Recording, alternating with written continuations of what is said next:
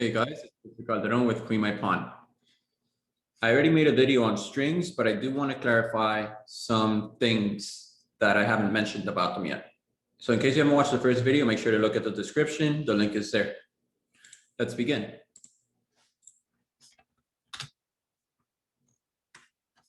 So in the previous video, I introduced the escape character. The escape character / means that whatever's in front of it will not do its typical duty. So for example, normally this would mean that since this is the start of the string, then this is the end of the string. But when we put a / there, now it's saying, hey, you're not the end, don't do your job, basically. So it'll give us like something that we have to do to finish it. We need to put a single quote, but if we don't do that, it's going to give an error, as opposed to, doing it because you need to basically make sure that you have a start and an end. Now, let's say I have double /. Well, in order to make things less confusing, you should read it from left to right. From right to left makes most logical sense, but things can get loopy. So if you look at it from left to right, you could see that this first / is telling the second / not to do its job, which means it's basically just a normal / that doesn't do anything. So that means that this is still the end. And so you get a normal thing. But now if you have a triple / now, the first / will say, hey, second / don't do your job. So the second / right now is a normal character. But what about the third one? The third one is active because it's not canceled out. So it's going to tell the single quote, hey, you're not the end of the string. So it's going to give an error. And if we put 4 /, then you can see that the first / is telling the second /, hey, don't do your job. So it's a normal /. And then the third / is telling the fourth /, hey, don't do your job. So then you have a regular string. And if you repeat this pattern, you can see that any odd number of / gives an error. So don't end your string literals in a odd number of /. Now, what's a string literal, you ask? Well, the string literal is just a constant.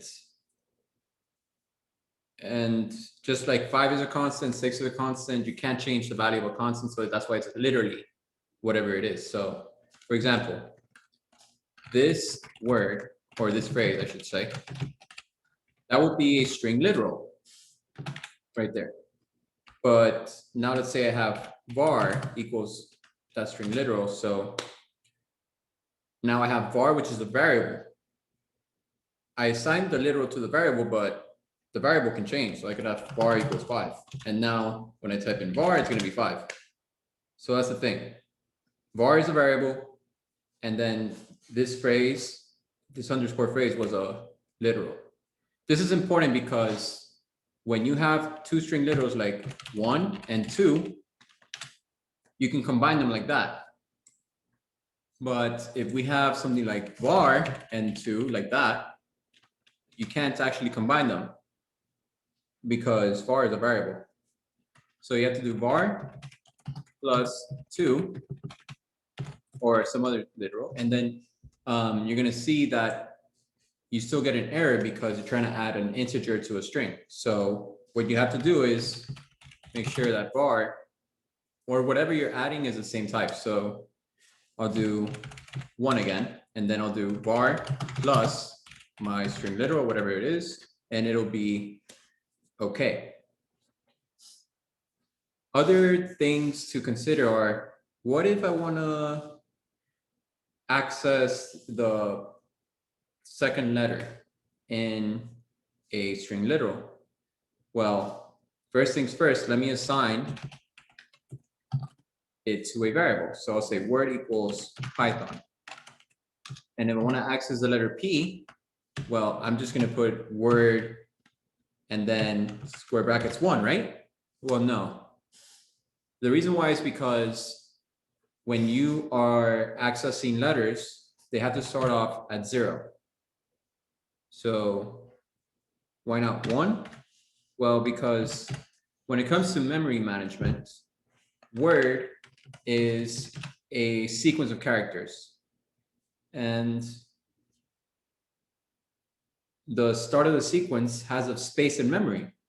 So then this is basically the start of the memory. It's that memory plus 0, and you'll get the letter P. But let's say that I have memory plus 1. Well, the way it works is this. Since every character has some amount of memory, it's matter, you know, like let's say you have a row of boxes, and each box has something in it, like that takes up space. Well, at the first box, which is really 0, then you'll have some letter P. And then you add that amount of memory to get to the next space in memory. So it's basically like this: memory or initial memory. And this is just pseudocode, like it's not real. This is not actually code. Initial memory plus space used times space used per letter times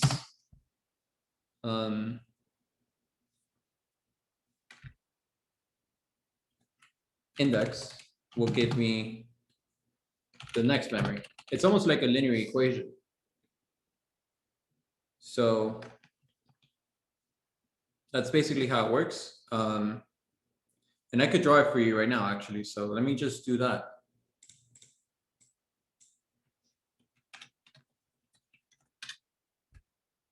Now, if I have something like this 3-letter word, let's say I have PIT. Well, this has some space. Like, let's say it's a space 3000. Okay. And if a letter P takes up 4 bytes in memory, then this one will be 3004. And then this one will be 3008. But what we did here was, this is 3000 times 0, which is, remember what we put in to get the first letter, times 4.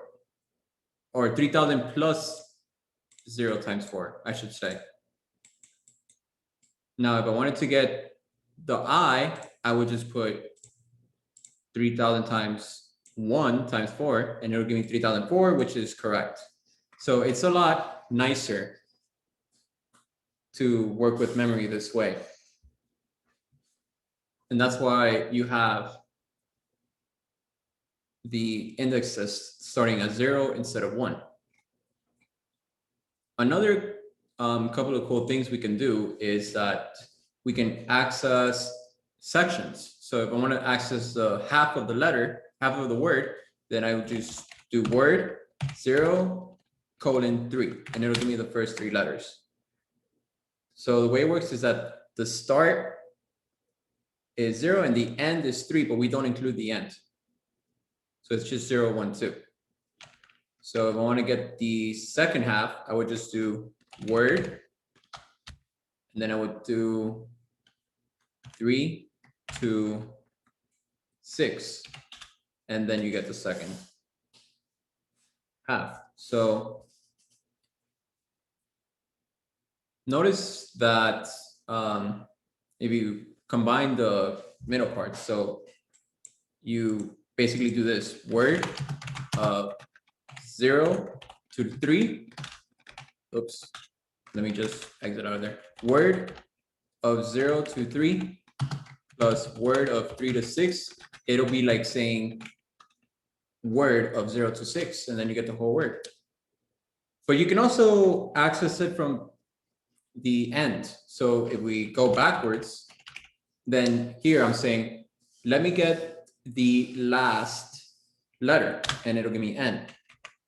And if I want to get the last ignore that. If I want to get the last 3 letters starting from the end, I would just do -1 to -4, but I would also add -1 here. And as you can see, it goes backwards, NOH, because it's Python, but now I'm going backward. What it's telling me, what I'm telling it is start from the end and go to the 3rd letter, but go backwards by 1 step. So that's slicing in a nutshell. And let's do something else. So what if I want to change the letter of a string literal? So word. What if I want to say word instead of, the 4th letter being H, I want to make it to S.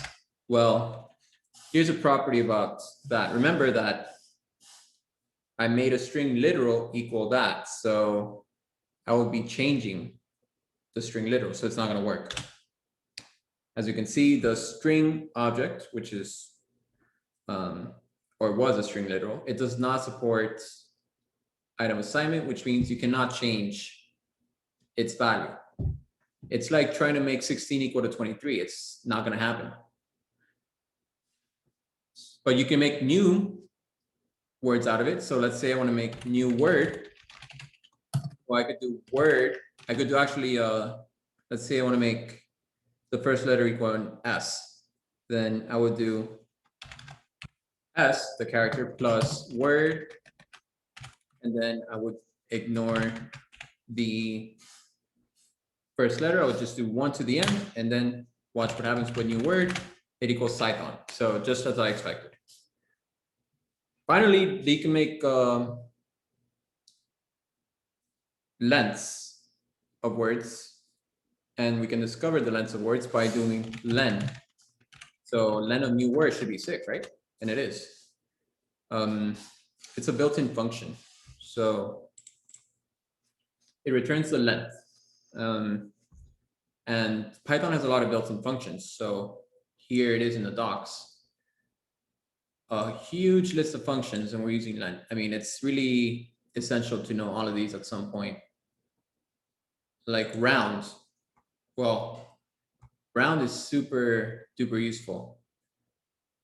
And I'm going to be talking about it in the next video for sure, when I talk about using Python as a calculator. So that's basically it for strings. Not really many tricks to know about them, except for that escape character stuff. I guess the one thing I could introduce to you is the print function, which is another built-in function. So let's go back to sharing the screen, and we could look at print. So it's right here. It'll print objects, in other words, in our case, strings, to the text string file, which, as you can see by default, means just out. In other words, whatever, std out, which is basically just this. So let's see, print hello, and then you can see hello comes out. Now, if I want to do print hello with a backslash quote like that, well, it'll, as you can see, print hello, and then it'll print it'll tell the backslash will say, hey, you're not the end. So it'll also print the quote, but the backslash will go away. You see? Not so with just a normal string literal. With the normal string literal, you're just gonna have the backslash. Well, let's see. How do you know the backslash is included? You watched the first video for that. So I'll briefly do the 2 tests. Is there a single quote? Yes, there is a single quote, but there's no double quotes, so it'll print it as a double quote. Oh no, it'll print it. Yeah, it'll print it as a double quote. Yeah. So that's all I have to say about it. Since the escape wasn't necessary, the backslash goes away there. But What I wanted to get to regarding print was you can put new lines in here. So if you have that, it'll print a new line. That's another escape that you can use. So \n, and it'll print a new line followed by whatever's after it, which in this case was nothing. So if I had an A right there, it would print new line and then A, just like that.